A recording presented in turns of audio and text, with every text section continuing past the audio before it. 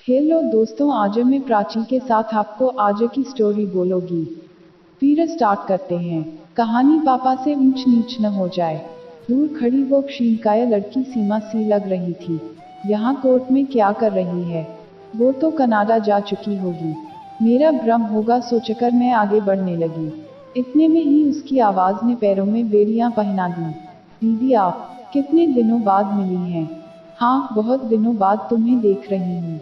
तुम कैसी हो? यहाँ कैसे? उसके चेहरे पर पसरा मौन अनकही ही बहुत कुछ कह गया था। चिरपरिचित गुलाबी आभा जाने कहाँ लुप्त हो गई थी। क्या बताऊं दीदी, अब हारकर कोर्ट में केस किया है। उसे मैं छोड़ूंगी तो नहीं। अब तो न उसके घर वाले बात करते हैं, नहीं उससे कोई संपर्क रहा है। सीमा अपने कनाडा स्थित एनआरआई पति से परेशान है। उड़ती सी खबर काफी पहले मेरे कानों में भी पड़ी थी। एक बार सीमा का फोन भी आया था। किसी नारी सहयोगी संस्था का पता अपनी किसी सहेली की मदद के लिए मांगा था। दीदी, मेरे साथ छल हुआ है। विवशता से छलकती उसकी आंखें देखकर मैं समझ चुकी थी कि निराशा से उपजे अवसाद के कठिन क्षणों को वो शायद शिद्दत से झेल रही है। हिम्मत रखो, सब ठीक हो जाएगा, मैंने पीठ थपथपाते हुए कहा। हाँ दीदी, मगर उसे तो सबक सिखा के रहूंगी। क्रोध से उसका चेहरा क्षण भर को लाल हो उठा। दीदी, आपसे पता लेकर मैं उस नारी संस्था के लोगों से मिली थी।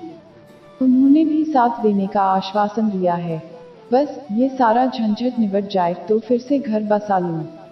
बहुत भागदौड़ रही हूँ पिछले 2 वर्षों से।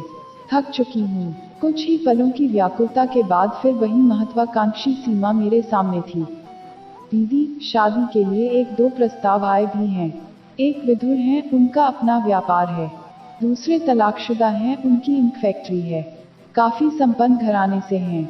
गाड़ी बंगला सब है, परंतु जब तक तलाक नहीं मिल जाता मेरी जिंदगी तो अधर में ही लटकी रहेगी। घबराओ नहीं, सब ठीक हो जाएगा। सीमा से विदा ले जब घर पहुंची तो सारा घर अस्त व्यस्त पड़ा था।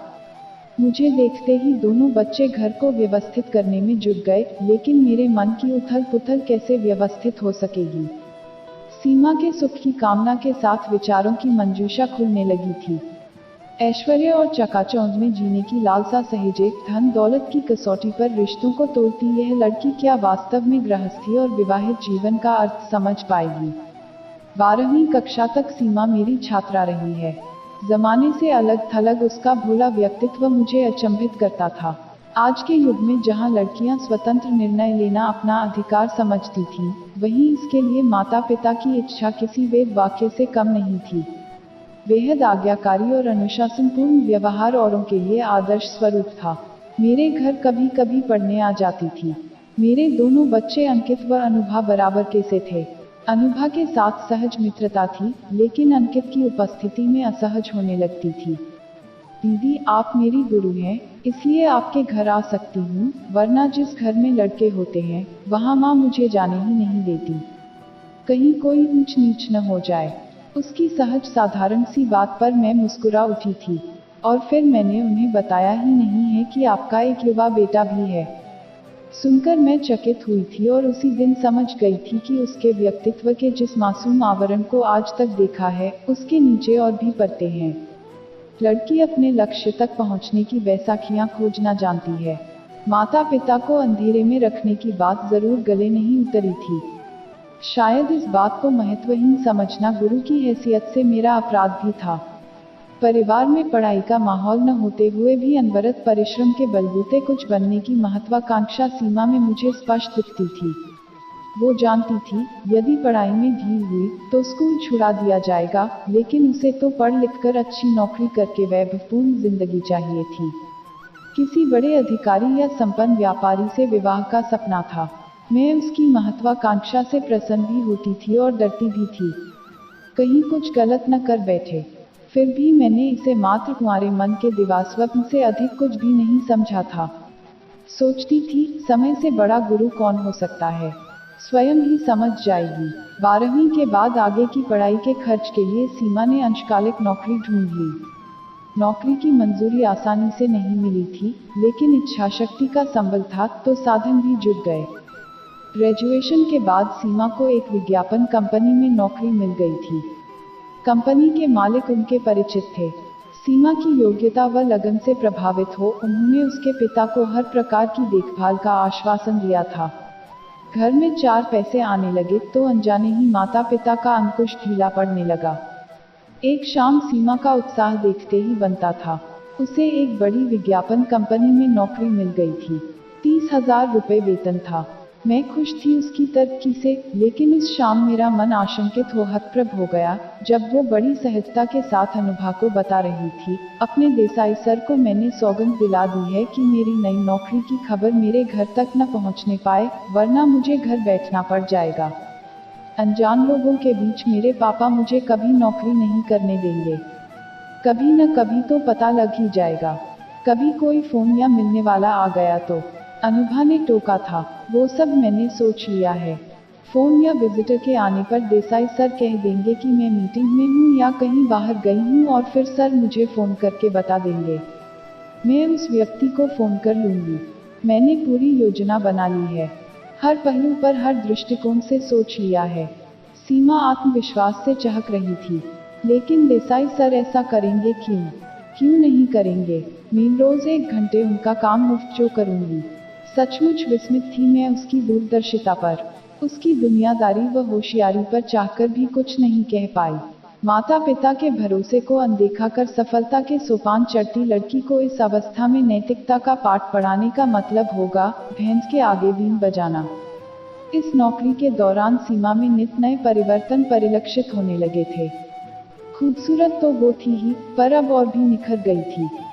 अपने रूपाकर्षण से वो भी अनभिज्ञ नहीं थी। प्रतिभा की धनी तो थी ही। जतन से संवारी देह के कारण वो स्त्रियों की ईर्ष्या, लेकिन पुरुषों के आकर्षण का केंद्र बनी। बचपन से अभावों में पली बेटी को माता पिता द्वारा तलाशे रिश्ते रास नहीं आ रहे थे। समृद्ध घराना व ऐश्वर्ययुक्त साथी की खोज में कई वसंत सरक गए। माता पिता ढीले पड़ गए। घर आई लक्ष्मी को तो भरे पूरे ब्राह्मण भी नहीं लौटाते हैं, फिर यहाँ तो आवश्यकताओं का तकाजा था। फिर अचानक एक दिन सुनाई दिया कि सीमा की शादी हो गई। कई दिन बाद सीमा मुझसे मिलने आई। हाथों में सोने के भारी जड़ाव कंगन, 3 लड़ी वाले मंगलसूत्र में लटकता हीरे का अर्धचंद्राकार पेंडेंट, बड़े बड़े हीरे के कर्णफूल और महंगी साड़ी से मेल खाती मयूर पंखी बिंदिया। चेहरे पर उल्लास बिखरा पड़ा था। मुझे देख नजरें झुका ली थी। क्षमा प्रार्थिनी सी बोली थी, दीदी सब कुछ बहुत जल्दी में हो गया। किसी को आमंत्रित करने का समय ही नहीं मिला। 12 तारीख को रमेश कनाडा से आए और 15 तारीख को हमारी शादी हो गई। सीमा तुम खुश तो हो ना? हाँ दीदी, बहुत। कनाडा में उनका बहुत बड़ा व्यापार है। 3 गाड़ियाँ हैं। उसका चेहरा उल्लास से खिला जा रहा था। समय हो तो किसी दिन तुम लोग खाने पर आओ।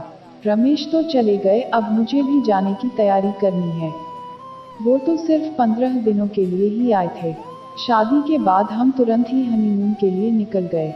लौटकर 2 दिन उनकी बहन के पास रहे। मैं इंडिया से बिल्कुल कट न जाऊं, इसलिए एक फैक्ट्री यहाँ भी लगाने की सोच रहे हैं। बहुत अच्छी बात है। इतना प्यार करने वाला पति मिला है। उसके वैभव व भाग्य को सराहने के बावजूद मेरी स्त्री सुलभ जिज्ञासा खत्म नहीं हो पाई। ये संबंध किसी परिचित के माध्यम से हुआ है या? सीमा फिर हंसी। नहीं दीदी, एजेंट द्वारा हुआ है। सारा पत्र व्यवहार, मेल मिलाप व बातचीत मैंने खुद की है। मेरे इस रिश्ते पर रिश्तेदारों को भी जलन हो रही है। उसकी आवाज में उपलब्धि का आभास था। उसके जाने के बाद बहुत कुछ सोचती रही। फिर काफी दिनों तक सीमा से मुलाकात नहीं हुई। सोचा कनाडा चली गई होगी। जरूरी तो नहीं कि मुझे बताकर ही जाती। करीब 1 साल बाद अचानक एक दिन सीमा का फोन आया तो मैंने उलाहना दिया, बिना मिले ही चली गई। इसी सिलसिले में फोन किया है दीदी, आपके कोई परिचित कनाडा में है क्या? मेरा मन घबरा रहा है। रमेश न तो फोन उठाते हैं, न पत्रों का जवाब देते हैं। उनकी बहन भी बहुत परेशान कर रही है। मैं कल माँ के पास आ गई हूँ। तुम घर आओ, बैठकर बात करते हैं। घर आने पर सीमा ने जो कुछ बताया वो बिल्कुल पत्रिकाओं में छपी कहानियों जैसा था। सीमा के पास न रमेश का सही पता ठिकाना था, न उसकी वो बहन ही सगी थी। शुरू में रमेश कनाडा बुलाने का आश्वासन देता रहा। इसी बीच बहन कही गई महिला ने सीमा को विश्वास में लेकर सारे गहने कब्जे में कर लिए। ऐसे में पुलिस और उस नारी संस्था की धमकी देकर किसी तरह जेवर वापस लेकर सीमा मां के पास लौट आई। खोजबीन के दौरान कई तथ्य सामने आए। रमेश पहले से ही शादीशुदा था। वह यहाँ आकर मौज मस्ती के लिए शादी करता था। उसकी बहन कही जाने वाली महिला व एजेंट भी उससे मिले हुए थे। वे लोग दहेज का सामान व जेवर हथिया कर गायब हो जाते थे किसी दूसरे शहर में, फिर किसी और को फंसाकर लूटते थे।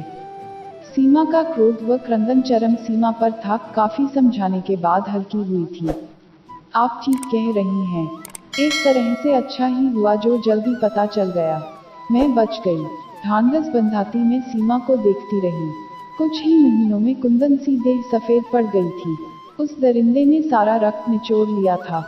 कुछ रातें साथ बिताकर एक लड़की को तबाह कर गया था, लेकिन धन दौलत और आधुनिकता के नशे में डूब अपना सर्वस्व न्यौछावर करने की आतुरता भी तो सीमा की ही थी। यदि खुद पर भरोसा था तो माता पिता पर भी भरोसा रखना चाहिए था। गलती मेरी भी थी। एक बार तो मुझे भी उसे समझाना चाहिए था कि विवाह का आधार प्रेम, विश्वास, सहयोग और समर्पण है। माता पिता बेटी के लिए घर और वर दोनों की छानबीन करते हैं, तब कहीं अपनी लाडली को दूसरे हाथों में सौंपते हैं। मात्र वैभव के आधार पर किसी रिश्ते की नींव कैसे टिक सकती है। उस दिन के बाद सीमा को आज देखा था। कोर्ट की धूल फांकते देख अपनी प्रिय छात्रा के प्रति मेरा मन बहुत कोमल हो उठा। ईश्वर जल्दी ही उसे उसकी मंजिल तक पहुंचाए। लेकिन मन आशंकित है, क्योंकि सीमा आज भी शादी व गृहस्थी का आधार रुपए पैसे, मोटर, बंगले में ढूंढ रही है। आधुनिकता के रंग और भौतिकता की अंधी दौड़ में शामिल धन की लालसा को सुख का पर्याय मानने वाली मेरी ये शिष्या क्या कभी रिश्तों का मोल व ब्याह के पवित्र बंधन की मर्यादा को समझ पाएगी? यह प्रश्न तो आज भी शेष ही है।